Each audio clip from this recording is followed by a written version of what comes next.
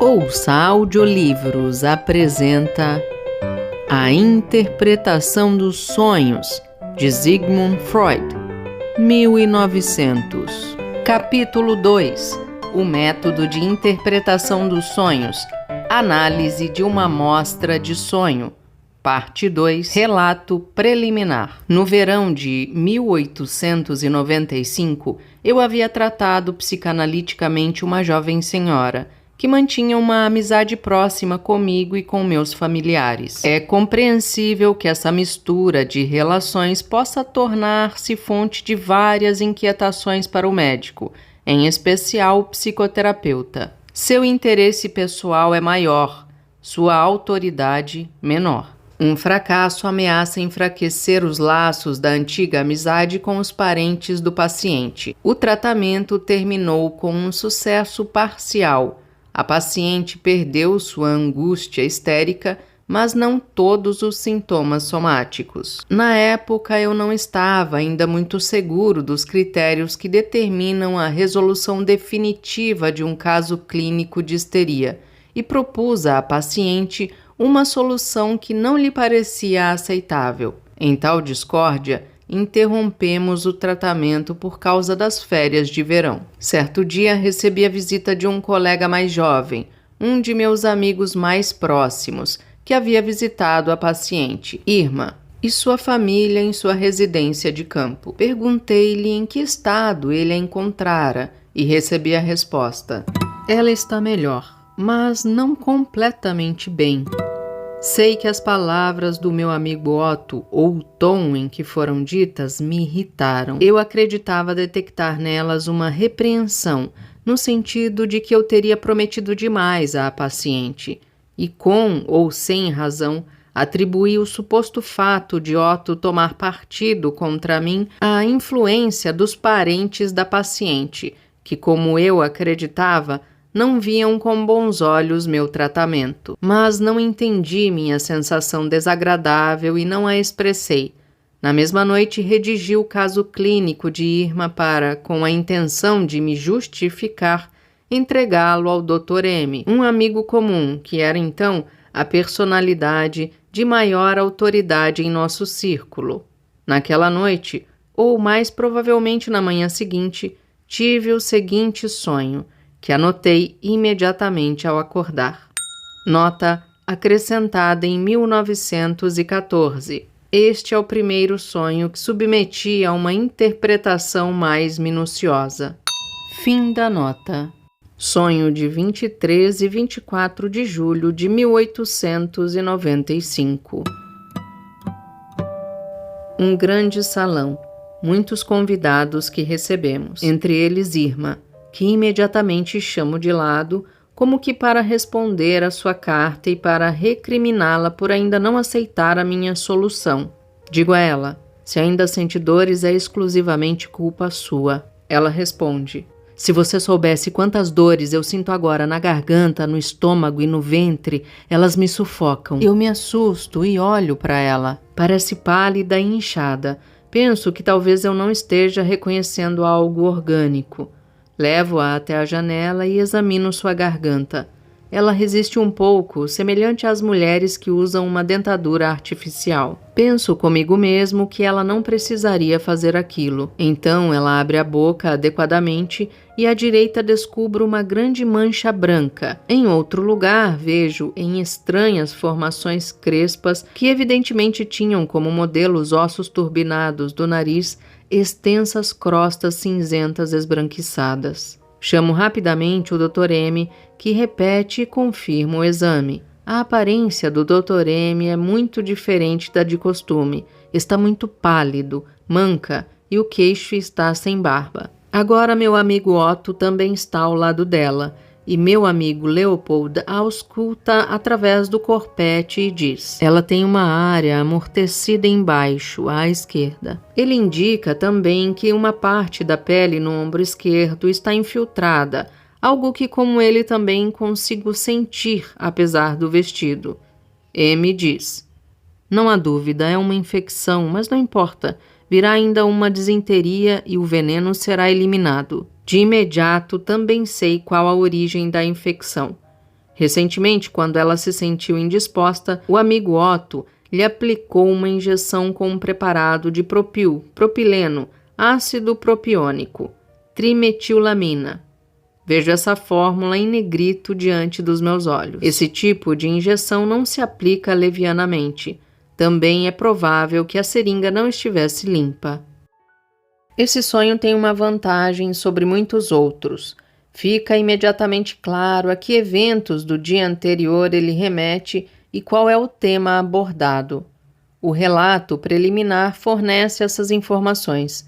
A notícia que eu havia recebido de Otto sobre o estado de Irma e o caso clínico que redigi até altas horas da noite ocuparam minha atividade psíquica também durante o sono. Mesmo assim, creio que ninguém que tenha lido o relato preliminar e conheça o conteúdo do sonho pode imaginar o que este significa. Eu mesmo não sei. Surpreendo-me com os sintomas patológicos de que Irma se queixa no sonho, pois não são os mesmos pelos quais a tratei. Sorrio ante a ideia absurda de uma injeção com ácido propanóico e o consolo expresso pelo Dr. M. O sonho me parece mais obscuro e mais condensado em sua parte final do que no início. Para descobrir o significado de tudo isso, preciso fazer uma análise minuciosa.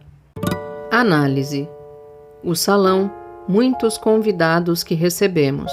Passamos aquele verão em Belleville, numa casa isolada numa das colinas adjacentes de Calenberg. Essa casa havia sido projetada como local de entretenimento, por isso tinha salas inusitadamente altas na forma de salões. O sonho ocorreu em Belleville, poucos dias antes do aniversário da minha esposa. Naquele dia, minha esposa havia expressado a expectativa de que vários amigos, entre eles também Irma, comparecessem ao seu aniversário como nossos convidados. Meu sonho antecipa essa situação. É o aniversário da minha esposa e muitas pessoas, inclusive Irma, são recebidas por nós como convidados no grande salão de Belleville. Recrimino Irma por não ter aceitado a minha solução. Digo, se ainda sente dores, é exclusivamente culpa sua. Eu poderia ter lhe dito o mesmo em estado de vigília, ou talvez até o tenha dito. Na época, eu acreditava, erroneamente como vinha reconhecer mais tarde, que minha tarefa se esgotava com a comunicação do sentido oculto dos sintomas do paciente. Se este aceitava ou não essa solução, da qual dependia o êxito do tratamento, não era mais responsabilidade minha. Sou grato a esse equívoco, agora felizmente superado, por facilitar minha existência num momento em que eu produziria sucessos de cura a despeito de toda a minha inevitável ignorância. Percebo, porém, nas palavras que dirijo a Irma no sonho, que não quero ser o responsável pelas dores que ela ainda sente. Se a culpa for da própria Irma, a culpa não pode ser minha. A intenção do sonho deveria ser buscada nessa direção? As queixas de Irma, dores na garganta, no ventre e no estômago, elas a oprimem. Dores de estômago faziam parte do complexo de sintomas da minha paciente, mas não eram proeminentes. Ela se queixava mais de sensações de náusea e repulsa. Dores na garganta, no ventre e constrição na garganta quase não importavam em seu caso. Pergunto-me por que eu teria optado por essa seleção de sintomas no sonho e não encontro resposta no momento. Ela parece pálida e inchada. Minha paciente sempre teve uma aparência corada. Suponho que aqui ela represente outra pessoa. Assusto-me ao pensar que tenha ignorado uma afecção orgânica. Isso, como todos acreditarão, constitui uma fonte inesgotável de angústia para um especialista que trata quase que exclusivamente pacientes neuróticos e que está acostumado a atribuir à histeria muitos fenômenos que outros médicos tratam como orgânicos. Por outro lado, surge, não sei de onde, uma ligeira dúvida se meu susto é totalmente sincero. Se as dores de Irma tiverem um fundamento orgânico, eu não sou o responsável por sua cura. Meu tratamento elimina apenas dores histéricas. No fundo, então, parece-me que eu desejo um equívoco no diagnóstico. Isso afastaria também a acusação de ter fracassado. Levo-a até a janela para examinar sua garganta. Ela resiste um pouco, como as mulheres que usam dentes falsos. Penso comigo mesmo que ela não precisaria fazer aquilo. Eu nunca tive motivos para inspecionar a cavidade bucal de Irma. O procedimento no sonho me lembra um exame realizado há algum tempo numa preceptora, que a princípio dera a impressão de beleza juvenil, mas que no momento de abrir a boca procurou esconder a dentadura. Esse caso remete a outras lembranças de exames médicos e de pequenos segredos revelados em seu decorrer, para o desagrado de todos. Ela não precisaria disso. Seria, em primeiro lugar, um elogio a Irma, suspeito, porém, de outro significado. O analista atento percebe se os pensamentos de fundo, por ele antecipados, foram esgotados ou não. O modo como Irma se posiciona diante da janela me lembra repentinamente outra experiência. Irma tem uma amiga íntima, uma pessoa que tenho em alta estima. Certa noite, quando lhe fazia uma visita, eu a encontrei à janela na situação reproduzida no sonho, e seu médico, o mesmo Dr. M., declarou que ela apresentava uma placa diftérica. O personagem do Dr. M. e a placa retornaram no decorrer do sonho. Agora lembro que ao longo dos últimos meses tive toda a razão para suspeitar que essa outra senhora também era histérica. Sim, a própria Irma me revelara esse fato. Mas o que sei eu sobre seu estado? Apenas que ela sofre de sufocação histérica, como a Irma do sonho. Ou seja, o sonho substitui minha paciente por sua amiga. Agora me lembro também de ter cogitado várias vezes a possibilidade de essa mulher recorrer aos meus serviços para livrá-la de seus sintomas.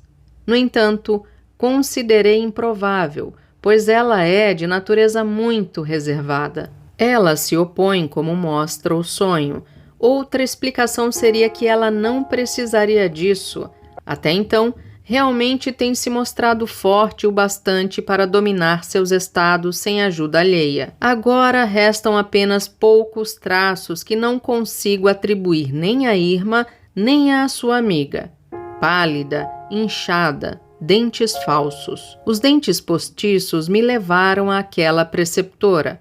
Agora sinto-me inclinado a contentar-me com dentes estragados. Então lembro-me de outra pessoa a qual esses traços poderiam aludir.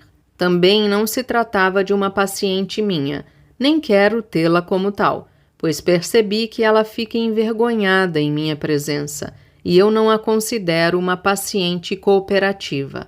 Ela costuma ficar pálida, e certa vez, quando passava por uma fase especialmente boa, estava inchada.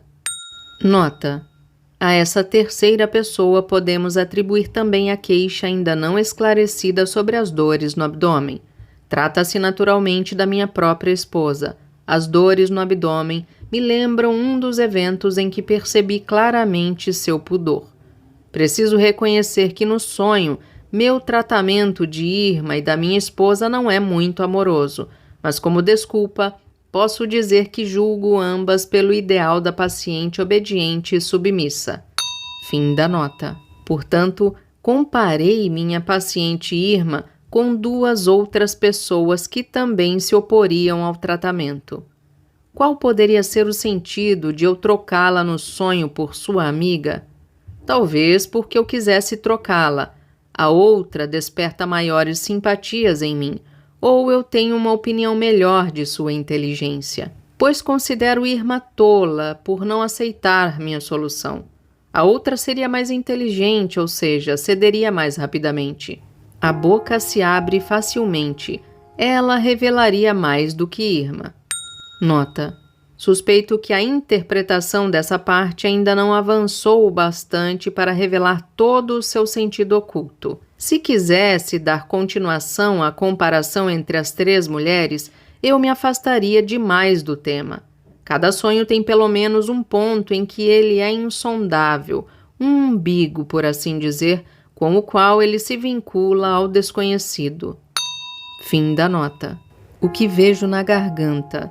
Uma mancha branca e os ossos turbinados cobertos de crostas. A mancha branca lembra a difterite e, portanto, a amiga de Irma, mas também a doença grave de minha filha mais velha há quase 2 anos e todo o susto daqueles tempos difíceis. As crostas nas cavidades nasais me fazem recordar uma preocupação com minha própria saúde. Na época, eu fazia uso frequente de cocaína para suprimir inchações nasais incômodas e poucos dias antes eu tinha ouvido que uma paciente, que seguia meu exemplo, desenvolvera uma necrose extensa da membrana mucosa nasal. A recomendação da cocaína que eu fizera em 1884 me trouxe repreensões graves. Um amigo querido, falecido em 1895, havia acelerado sua morte por abusar da droga.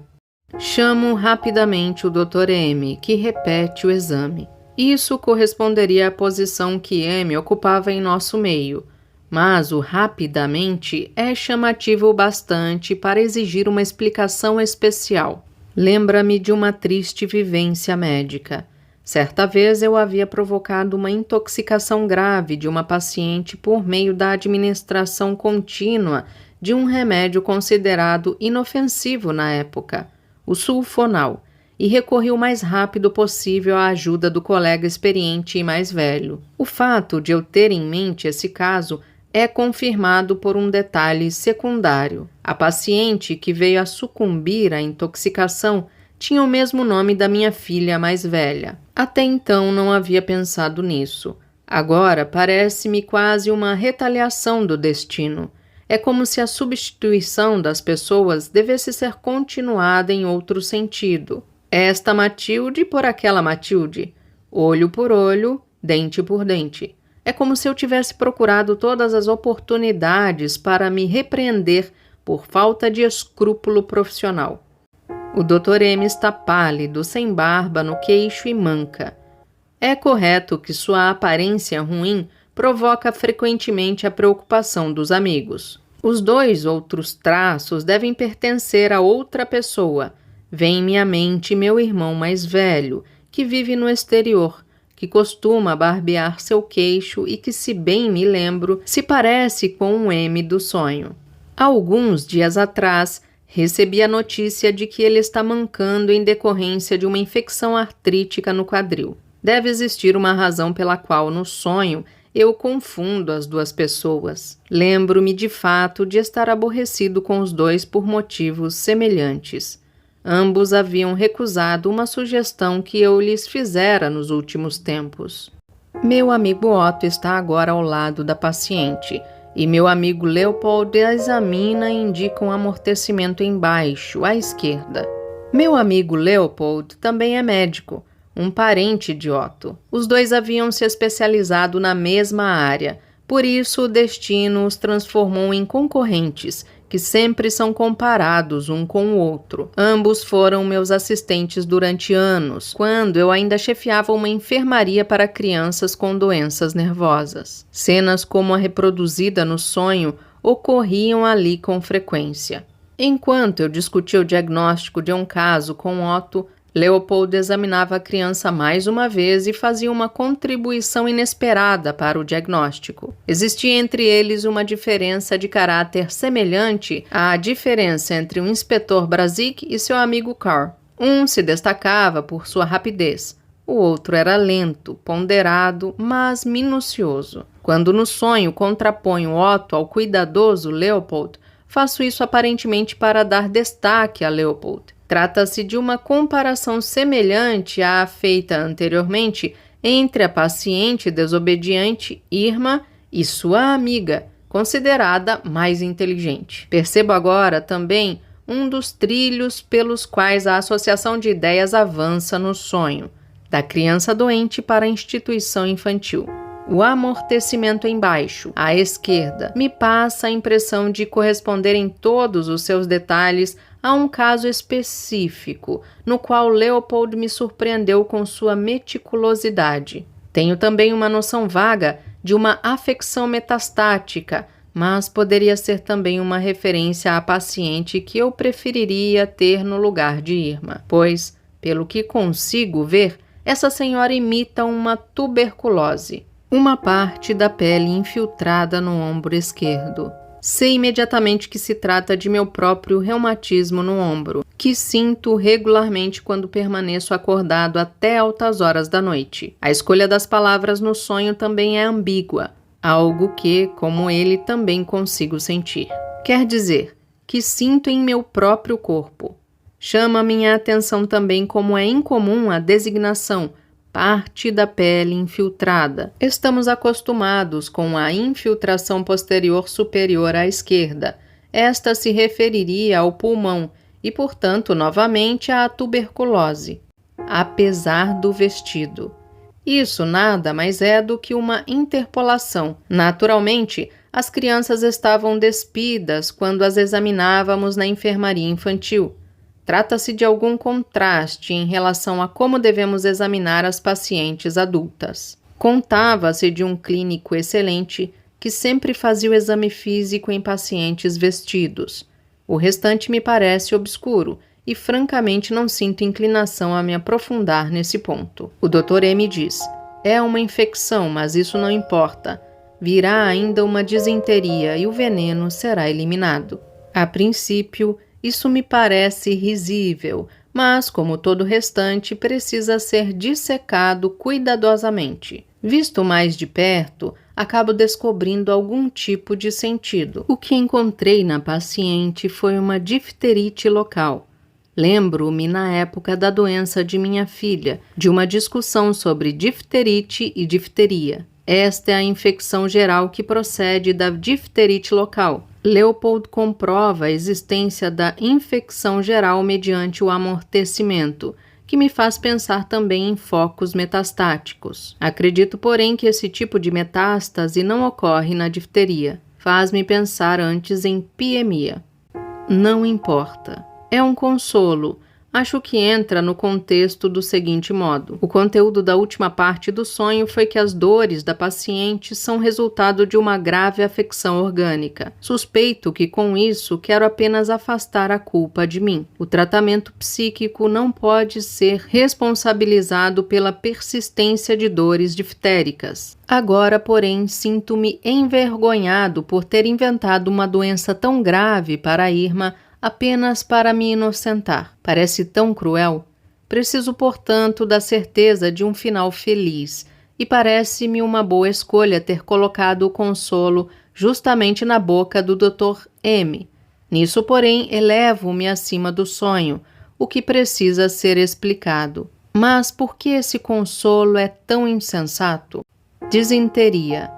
Alguma noção teórica remota segundo a qual substâncias mórbidas poderiam ser expulsas por meio do intestino. Seria uma tentativa de zombar da tendência do Dr. M de recorrer a explicações exóticas, de fazer curiosas associações patológicas? A disenteria me faz lembrar ainda outra coisa. Alguns meses antes, eu aceitara o caso de um homem jovem com estranhas dificuldades de defecação, que os outros colegas haviam tratado como um caso de anemia com desnutrição. Reconheci que se tratava de uma histeria. Não queria aplicar a ele minha psicoterapia e o enviei numa viagem marítima. Poucos dias atrás, recebi dele uma carta desesperada do Egito, dizendo que havia sofrido uma nova crise, diagnosticada pelo médico como disenteria. Suspeito que o diagnóstico foi um erro de um colega inexperiente que se deixou enganar pela histeria. No entanto, não pude poupar-me da recriminação de ter colocado meu paciente numa situação em que poderia ter contraído algum distúrbio orgânico além da afecção intestinal histérica. Além disso, o som de disenteria lembra difteria, palavra de mau agouro que não é mencionada no sonho. Sim, realmente devo ter zombado do Dr. M com seu prognóstico consolador. Virá ainda uma disenteria, etc. Pois me lembro de como anos atrás, ele mesmo, aos risos, contou algo bem semelhante sobre um colega.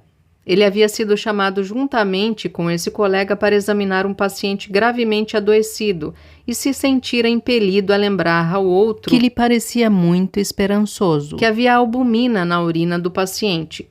O colega, porém, não perdeu sua tranquilidade e respondeu calmamente: "Isso não tem importância, senhor colega. A albumina logo será eliminada." Não duvido, portanto, de que essa parte do sonho contenha um desprezo pelos colegas que não conhecem a histeria. E como que para confirmar isso, passa-me pela mente: será que o Dr. M sabe que os sintomas de sua paciente, a amiga de Irma, que nos levam a suspeitar de uma tuberculose, se devem também a uma histeria?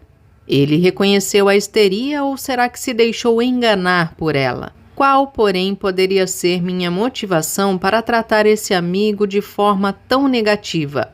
Isso é muito simples. O Dr. M concorda tão pouco com minha solução para a Irma quanto a própria paciente. Portanto, nesse sonho já me vinguei de duas pessoas. De Irma, com as palavras: "Se você sente dores, a culpa é inteiramente sua", e do Dr. M com as palavras de um consolo absurdo que coloquei em sua boca. Reconhecemos imediatamente a origem da infecção. Esse conhecimento imediato no sonho é estranho. Poucos instantes antes ainda não a conhecíamos, pois a infecção acabara de ser identificada por Leopold. Quando ela se sentiu mal, o amigo Otto lhe aplicou uma injeção. Otto havia contado que durante sua breve estada na casa da família de Irma, foi chamado para o hotel vizinho, para lá aplicar uma injeção numa pessoa que repentinamente se sentira mal. As injeções voltam a me lembrar o amigo infeliz que se intoxicou com cocaína. Eu havia recomendado a droga apenas para uso interno, oral, enquanto abandonava a morfina. Ele mesmo, porém, passou imediatamente a injetar a cocaína. Com um preparado de propil, propileno, ácido propiônico. De onde vem isso? Na mesma noite em que redigi o caso clínico e sonhei em seguida, minha esposa abriu uma garrafa de licor, na qual estava escrito ananas, abacaxi, e que era um presente do nosso amigo Otto. Nota: ananas contém um eco curioso do nome de família de minha paciente Irma. Fim da nota. Ele tinha o costume de fazer presentes em todo tipo de ocasião.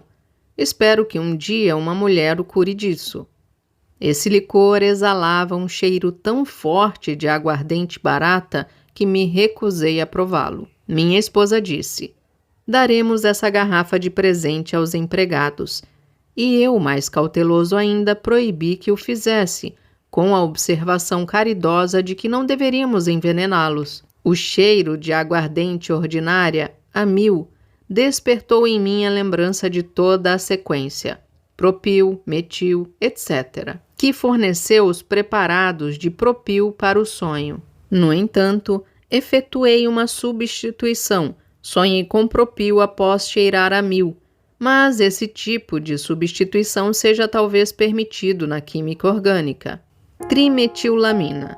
Vejo no sonho a fórmula química dessa substância, o que é testemunho de um grande esforço da minha memória, e a fórmula está impressa em negrito, como se o sonho quisesse destacá-la do contexto como algo de importância muito grande. Para onde me leva a trimetilamina, que chama a minha atenção dessa forma? Para uma conversa com outro amigo que há anos conhece todos os meus trabalhos desde seu estado de germinação, assim como eu conheço também os seus.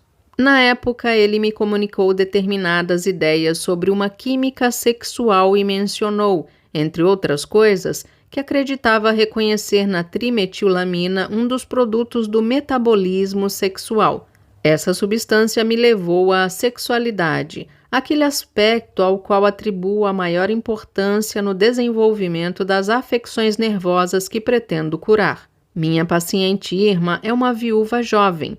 Se minha intenção realmente fosse desculpar meu fracasso em seu tratamento, a melhor forma de fazê-lo seria recorrer a esse fato, que meus amigos bem gostariam de mudar. E como é estranha a composição desse sonho. A outra mulher que no sonho tenho como paciente no lugar de Irma também é uma jovem viúva. Imagino por que a fórmula da trimetilamina ocupa um espaço tão amplo no sonho. Tantas coisas importantes convergem nessa palavra. A trimetilamina é uma alusão não apenas ao aspecto imensamente poderoso da sexualidade, mas também a uma pessoa de cuja concordância me lembro com satisfação sempre que me sinto isolado por causa das minhas opiniões. Não deveria esse amigo, que ocupa um papel tão importante na minha vida, aparecer mais no contexto dos pensamentos do sonho? É claro que sim. Ele é conhecedor profundo dos efeitos das afecções do nariz e dos seios paranasais, e ele revelou à ciência algumas relações altamente notáveis entre os ossos turbinados e os órgãos sexuais femininos. As 3 formações crespas na garganta de Irma. Pedi que ele examinasse Irma para ver se suas dores estomacais poderiam ser de origem nasal. Mas ele mesmo sofre de abscessos nasais que me preocupam, e a piemia que me ocorre devido às metástases do sonho deve aludir a isso. Esse tipo de injeção não se aplica levianamente. Aqui, a acusação de prática leviana é lançada diretamente contra o amigo Otto. Acredito que tenha pensado algo semelhante naquela tarde, quando suas palavras e seu olhar pareciam indicar que ele havia tomado partido contra mim. Pensei mais ou menos assim: com que facilidade ele se deixa influenciar, com que facilidade chega às suas conclusões. Além disso, essa frase me remete mais uma vez ao meu amigo falecido, que tão rapidamente decidiu recorrer a injeções de cocaína. Como já mencionei, nunca pretendi aplicar injeções com a droga. Sinto que essa acusação levantada contra Otto de lidar levianamente com aquelas substâncias químicas remete mais uma vez à história daquela infeliz Matilde, que dirige a mesma acusação contra mim. Evidentemente, reúno aqui exemplos de minha escrupulosidade, mas também de seu oposto. É provável também que a seringa não estivesse limpa. Outra acusação contra Otto, esta porém de origem diferente. Por acaso encontrei ontem o filho de uma senhora de 82 anos, em quem preciso aplicar diariamente 2 injeções de morfina. Atualmente ela se acha no campo, e eu soube que ela está sofrendo de flebite. Pensei imediatamente numa infiltração com uma seringa suja. Orgulho-me de, durante 2 anos, não ter causado uma única infiltração. É, porém, uma preocupação constante minha certificar-me de que a seringa está limpa. Sou meticuloso. A flebite me leva de volta à minha esposa, que durante uma gravidez sofreu de trombose, e agora surgem em minha memória 3 situações semelhantes, com minha esposa, com Irma e com a falecida Matilde, cuja identidade evidentemente me deu o direito de, no sonho, substituir uma pela outra as 3 pessoas. Concluí agora a interpretação do sonho. Nota acrescentada em 1909. Embora, compreensivelmente, não tenha comunicado tudo o que me ocorreu durante o trabalho de interpretação. Fim da nota.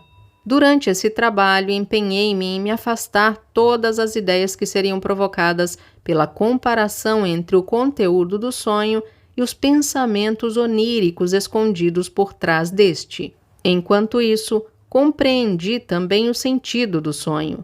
Notei uma intenção realizada pelo sonho, que deve ter sido a motivação para sonhá-lo.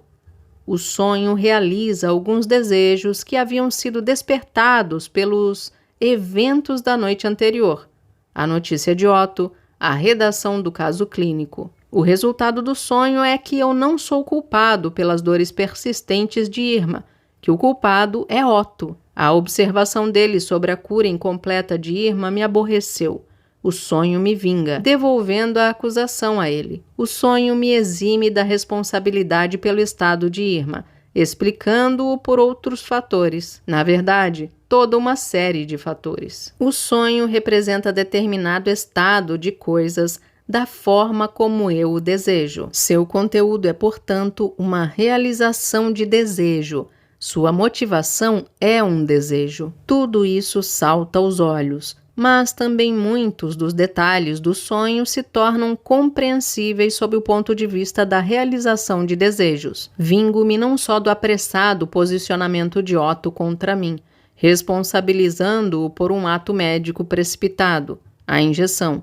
Vingo-me também pelo licor de péssima qualidade, que cheira a aguardente ordinária, e encontro no sonho uma expressão que reúne as duas recriminações. A injeção com um preparado de propil. Ainda não estou satisfeito e prossigo minha vingança contrapondo-o ao seu rival, mais confiável. Pareço estar dizendo, gosto mais dele do que de você. No entanto, Otto não é o único a sentir o peso da minha ira. Também não ignoro a objeção do Dr. M.